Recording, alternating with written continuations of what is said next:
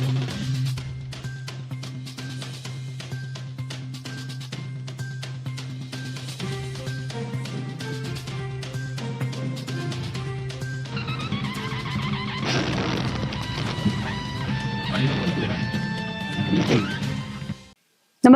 आपण पाहता हिरकणी न्यूज.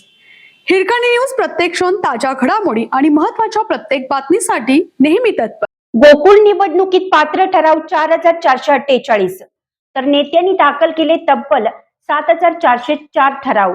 फुगलेला आकडा कुणाचा? कोल्हापूर जिल्हा दूध उत्पादक संघ गोकुळ निवडणुकीच्या पार्श्वभूमीवर जिल्ह्यातील राजकीय वातावरण चांगलंच तापलं आहे. गेल्या 8 दिवसापासून विविध राजकीय गटांनी ठराव दाखल करण्यासाठी जोरदार मोर्चेबांधणी केली आहे. मात्र ठराव दाखल करण्याची प्रक्रिया संपत असताना समोर आलेल्या आकड्याने संभ्रम निर्माण होत आहे. याची सोशल मीडियावर जोरदार चर्चा रंगली आहे. गोकुळ दूध संघाकडून एकूण 4448 ठराव पात्र ग्राह्य असल्याचं स्पष्ट केलं. मात्र विविध राजकीय गटांनी जाहीर केलेल्या आकडेवारीची बेरीज तब्बल 7404 इतकी होत आहे. त्यामुळे पात्र ठरावापेक्षा सुमारे 2956 ठराव अधिक कसे असा प्रश्न उपस्थित होत आहे.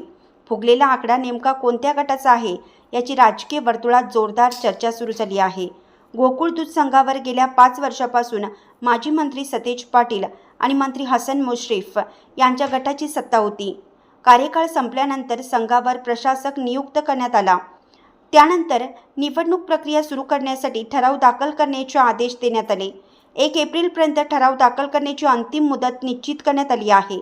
त्यामुळे पुढील महिनाभरात गोकुळ निवडणुकीचा प्रत्यक्ष कार्यक्रम जाहीर होण्याची शक्यता व्यक्त केली जात आहे.